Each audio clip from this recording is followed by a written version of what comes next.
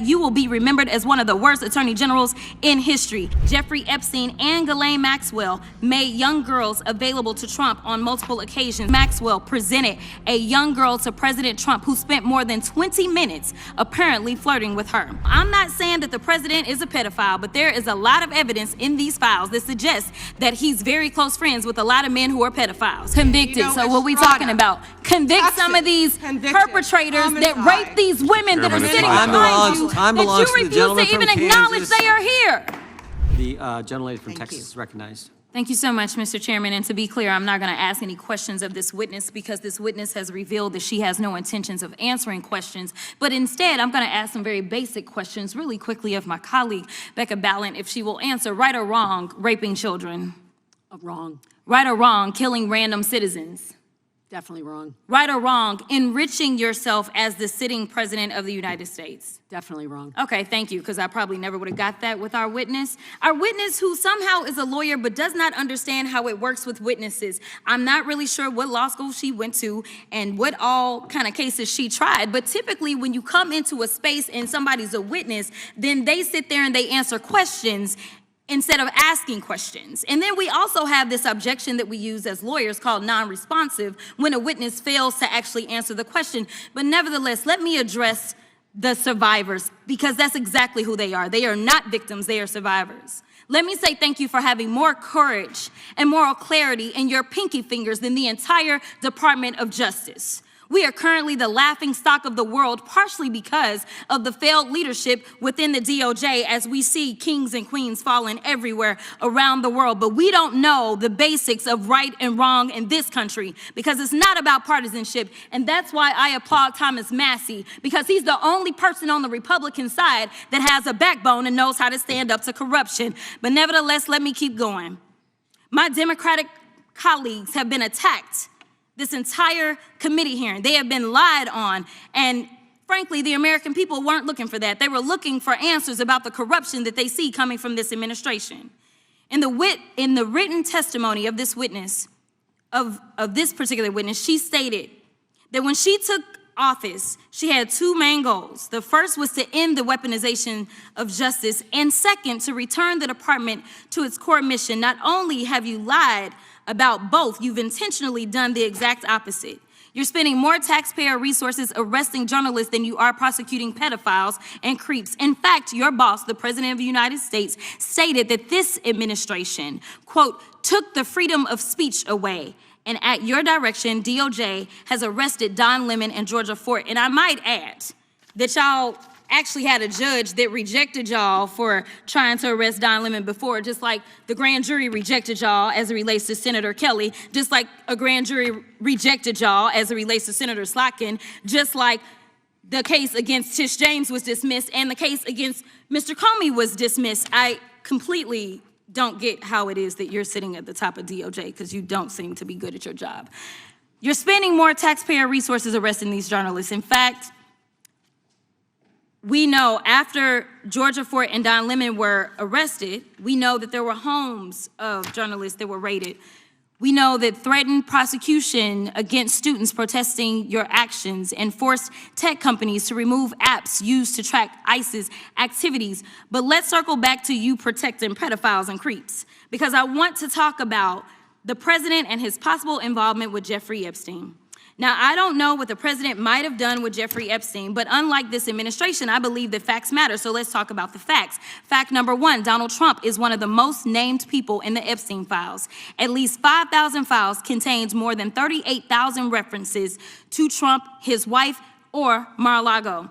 Fact number two, Jeffrey Epstein and Ghislaine Maxwell made young girls available to Trump on multiple occasions. For example, according to this file, Ghislaine Maxwell presented a young girl to President Trump who spent more than 20 minutes apparently flirting with her.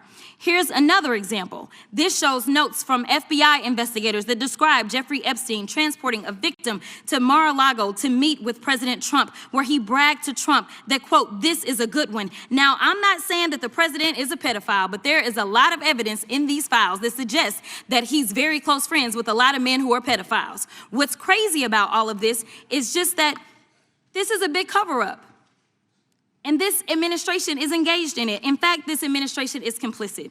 But there are numerous others, like how the DOJ is attempting to obstruct justice in the investigation of the rogue agents who have murdered American citizens, or how the DOJ seized voter data from Fulton County in an attempt to steal the 2026 midterm elections, or how federal agents have Tom Homan on tape accepting a bribe and your agency killed the investigation, or how your agency is ready to give the president a $230 million payday, which is unconstitutional. The Constitution is clear. The president shall not receive any payment except his salary while in office. The fact of the matter is that you will be remembered as one of the worst attorney generals in history. An attorney general who has prioritized obstruction over justice, corruption over the law, fealty to the president over loyalty to the Constitution. And Mr. Chairman, I will yield. Gentlelady yields. Gentleman from Missouri is recognized, excuse me, gentleman from Kansas, the Attorney General, former Attorney General, Mr. Schmidt is recognized.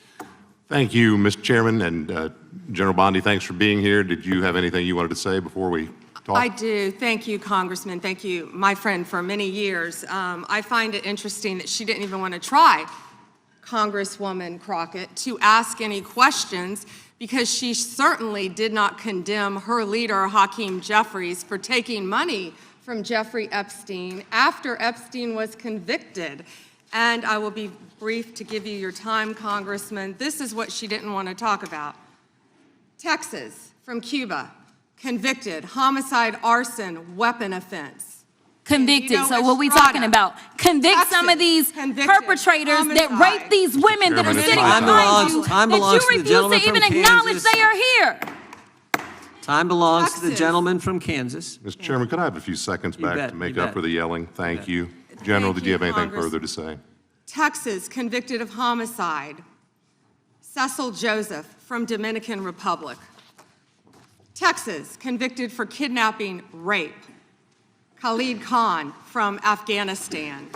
That's why they want to talk about Epstein and not what's happening in their own states. Thank you, General, and thank you for being here. And this has been quite a spectacle to observe today. I think it's sad. I ran for Congress because I thought we had serious problems in this country we wanted to try to fix together, and this performance today, not yours, General, but some of my colleagues, has not shored up my confidence that we are up to the task. You and I served together for 8 years when you were Attorney General of Florida and I in Kansas. You served professionally. I'm glad to be able to serve with you in these new roles, and I'm glad you're there, both generally and today. Part of the reason I ran for Congress is because in my former role, I saw in the real world, in my state, the consequences of failed U.S. immigration and border security policy. And I'll spare you the lengthy recitation, but let me give you the short version. I sit here and think about a fellow who was running, I believe it was drugs for the cartels, and shot a police officer in Oklahoma, drove across the border into my state, kidnapped an old man, and then invaded a house and shot at cops before we ultimately neutralized him. He's in prison now for, I believe, the rest of his life. I'm thinking about a drunk driver who was in our country illegally, never should have been here, and one night killed a young deputy in southern Johnson County, Kansas, who was making a traffic stop on another individual. Drunk driver ran into him, never should have been here, shouldn't have happened. Thinking about a guy who was deported repeatedly, came back and ultimately murdered, I believe it was 4 people in Kansas City, Kansas, and then fled to Missouri and killed a 5th guy. He died in prison. I'm thinking about a guy we prosecuted who wasn't supposed to be in this country, who raped a child in a little rural county up north on the Nebraska border, and we sent him to prison for, I believe, the rest of his life. Thinking about a guy who wasn't supposed to be here at all, who murdered, I think it was his wife or his domestic partner in an act of domestic violence in northwest Kansas. Thinking about another guy who was here and joined up with some folks who were citizens and committed a crime spree and then thought he might get caught, so he killed one of his accomplices. And we sent him to prison for the rest of his life. And that's just the ones I'm thinking about sitting right here. And you know what's common in all of those? They all committed violations of my state's law. They were caught by my state's law enforcement. They were prosecuted by my state's prosecutors. They are serving time in my state's prisons. And if and when they ever get out, the United States has said they need to be sent out of this country because of what they did. There's a list. You're holding up photos, General. There's a list on the Department of Homeland Security's website. It has about 280, 290 people like that in my state of Kansas. And you know what? We haven't made headlines like Minneapolis. We haven't made headlines like Memphis. We haven't made headlines like Los Angeles. And you know why? Because our cops are professionals and our politicians, by law, allow them to do their job. and to work with federal agents for safe handoffs in order to do everything that's supposed to be done, justice under state law, and the justice of deportation on the back end. So I want to do something that's been rare here today, General. I want to ask you about public policy. Donald Trump won't be president forever.